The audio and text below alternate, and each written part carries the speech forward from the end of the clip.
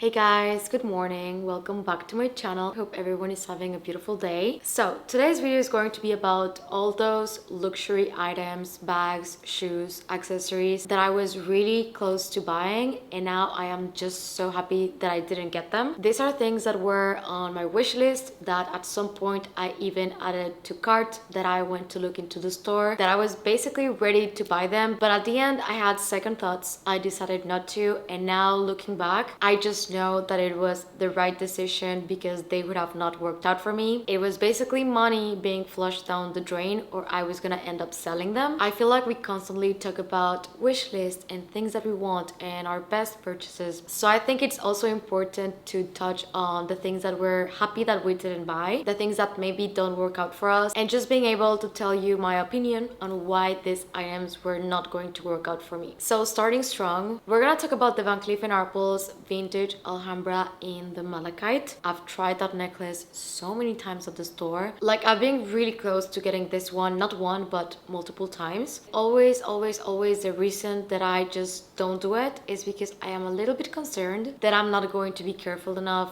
and I'm gonna end up damaging the piece, because the thing with malachite is that if it has contact with water, instead of the beautiful shiny green, it's gonna turn into this more opaque matte stone. I'm gonna show you some pictures if I find them on the internet of what happens if it gets in contact with water. And I know that it sounds easy to just not get it wet, but the thing is that sometimes I really just forget. You can also not get any oils, perfume. I kind of have the feeling that if you breathe the wrong way, that stone is gonna lose its shine. And knowing myself, I would just get pissed with me for not taking proper care of it. So I just decided to not do that to myself and just to stay away from it. I do have the mother of pearl and I have forgotten sometimes, and I've jumped into the shower, I realized that I have it on and I just take it off straight away, and the piece is fine. I would not recommend getting it into the water, but I'm just self-aware. So for me, this is the guilloche and it's just solid gold. So I swim in the ocean, I take baths, I put lotion, and it's always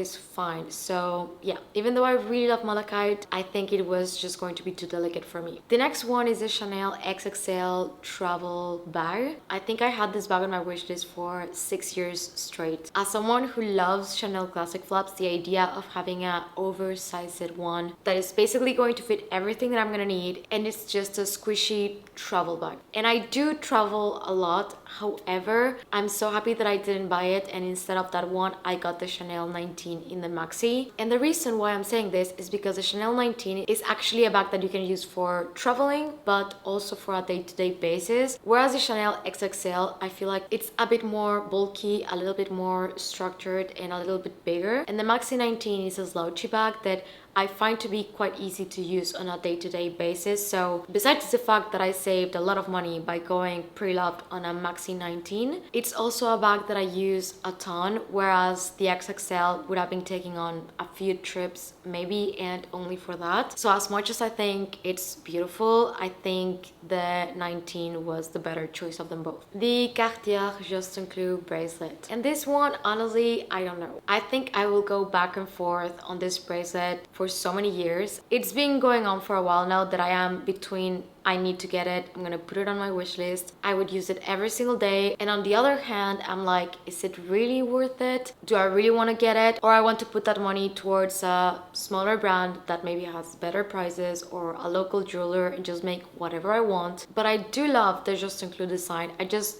don't know if I want to buy it or not. I think it's still iconic. I think it's still a beautiful piece. I use my love bracelet every single day. So I don't know, with this one, I think time will tell. But right now, I'm standing on the fact that I think I should not get it and that I should keep focusing on more different stones from smaller brands. The next one is a Loro Piana L19 pouch. In theory, I've always thought that this bag was going to be perfect for me because it's very similar to the Hermès Mini Kelly. It has all of the aspects of the Mini Kelly that I really like, and Loro Piana has really good quality, but it was so hard to find for so long, especially when it was super trending. I think right now it would be probably a little bit easier. So now I've seen them more at the store and I was really close to getting one. It was a combination that I really liked, but something was holding me off. You know where you're about to pay and you're like, should I?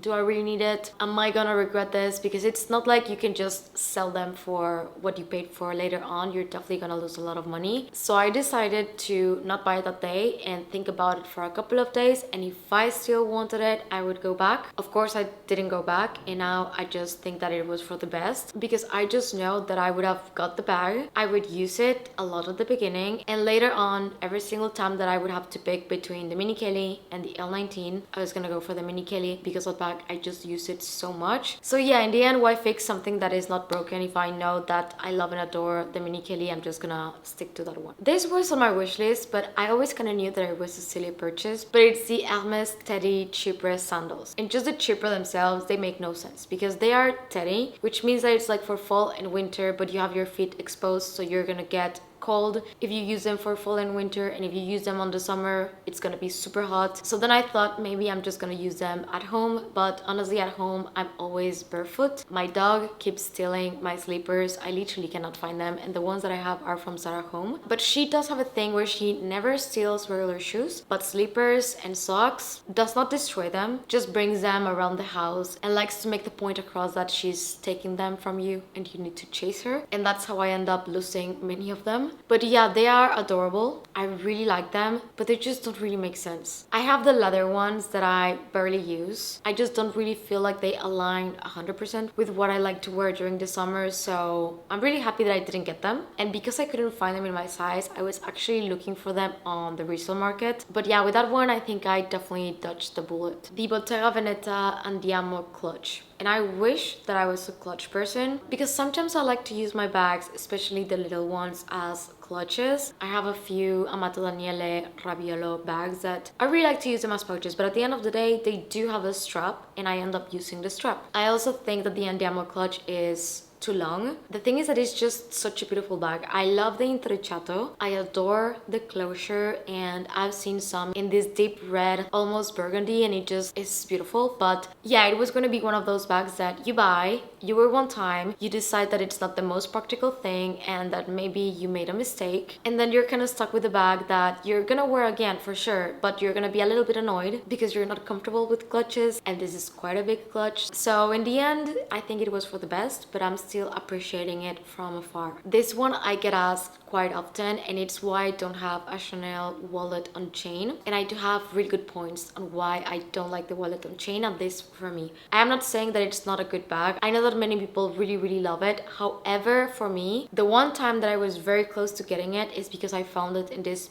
beautiful shimmery pink. I was really close to getting it quite a few times when I found it in very beautiful colors that usually were not available on the minis or on the medium classic flaps. So in my head, going for the wallet on chain was gonna like scratch the itch of not being able to get, I don't know, the iridescent pink or the iridescent purple, or I think at some point it was like an aquamarine color bag. At the end, I was always second guessing myself, because first thing is that the strap is super long. I know that for many people this is great, but I am very short, and already many bags have quite a long strap for me. I also prefer shorter straps anyway, so that itself was a no-go. I thought to do the double chain and use it as a shoulder bag, but then also something that I didn't like about the bag is that it's so slim, and on a day-to-day I can carry things that can be a bit bulky, so that would restrict quite a lot the things that I would be able to put inside of the bag. Again, it is a wallet on chain, so that's the purpose of the bag, but the reality of the things that I take with me,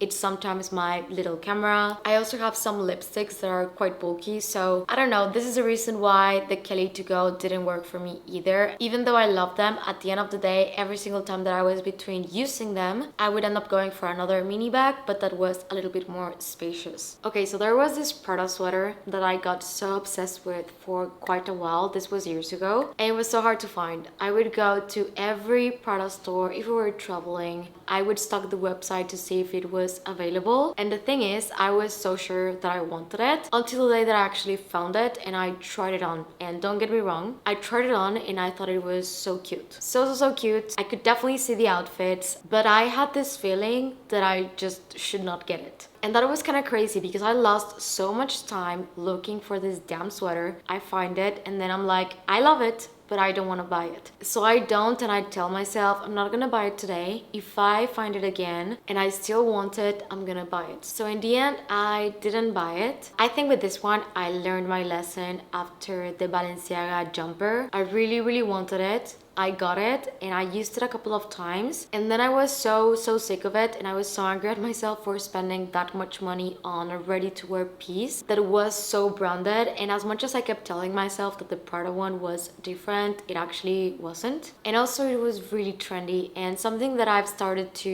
use as a rule is that I'm not gonna get expensive ready-to-wear pieces that I know that are not gonna stand the test of time. If I'm gonna go and invest on these pieces, I want to make sure that it's something that, one, I can use 2 times in a week, maybe multiple times a month during so many years. I want them to be timeless. I want them to be a little bit cleaner, and just in general wearable pieces. And I have Zimmermann dresses that I've worn for years, and every single summer I get so excited to bring them out and start wearing them. Same goes for some of my coats, and all of them are just very classic, like staples for my closet. So yeah, I think I did learn my lesson with the Balenciaga jumper, and I don't think I would do it again. The next one is a Dior Wicker like basket bag. Anything Dior did for me was like, give it to me, I want it, I love it. And I love summer, I love going to the beach. And this bag, I was head over heels in love with it. Thing that held me off buying it was the strap. Thick, bulky straps, they just don't look good. I also don't like them. I was gonna end up just like taking it off and just using the bag as a top handle. I was also very much aware that it was not really worth the price. It was a really expensive bag for something so seasonal that I was only going to be able to wear basically during the summer, perhaps during spring. But for example, this year spring was so rainy. We had like 2-3 months of rain almost every single day. I was so sick of it. It didn't even start to warm up until the beginning of June, so it took a while, and this just reduces the time of a bag's wearability simply because of the weather. I was not gonna wear that bag if it was raining all day, and also I don't treat my beach bags the best. So I think in the end it was great that I didn't get it. Do I think it's pretty? Yes. Maybe I would go for something different now though. The Hermès mini Evelyne, and for me the Evelyne is a bag that I only like in the mini size. I am just not a fan in general of the bag. Again, I know that this is a favorite for so many people. I just personally don't love it. However, I've been tempted a few times of buying it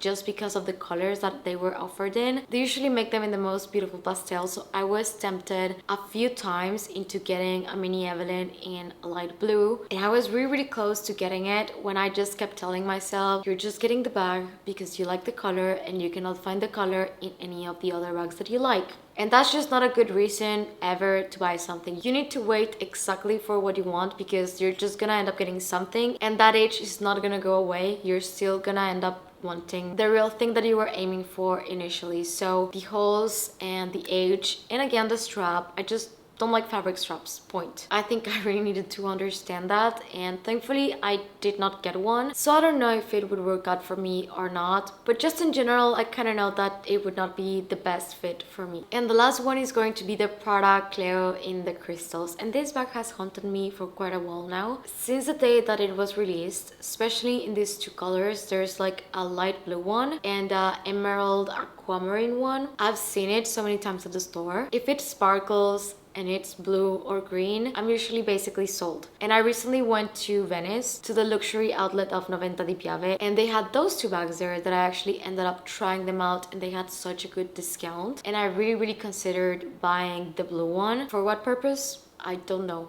It just sparkles and I know that I want it, but at the end of the day it's also a very slim bag. It's not going to fit much. Also, I am not sure if it's gonna match my style very well. I just know that I like looking at it. I am not sure if I'm gonna like wearing it, and I think that's something that's important to be able to tell apart. We may like things just for the fact that they're pretty and we like to look at them, but they not necessarily work with the way that we dress and our lifestyle. This has taken me years to understand, because I love anything that is embroidered. I love anything that is suede. If it has pearls, I'm also sold. But so many times I've had to step back and just think about the reality of owning and using that thing and if it's really worth spending the money on it. So those were the items that I am so glad that I didn't buy. But I would love to hear you guys in the comments if you have anything similar, which things you were really close to getting. And now looking back, you're just happy that you didn't because it was going to be a waste of money. And if you're new to my channel, please consider subscribing and click the notification bell down below so you don't miss any of my videos. If you're not done watching, I'm gonna leave you two right here in case you want to check them out. Thank you and see you on the next one. Bye!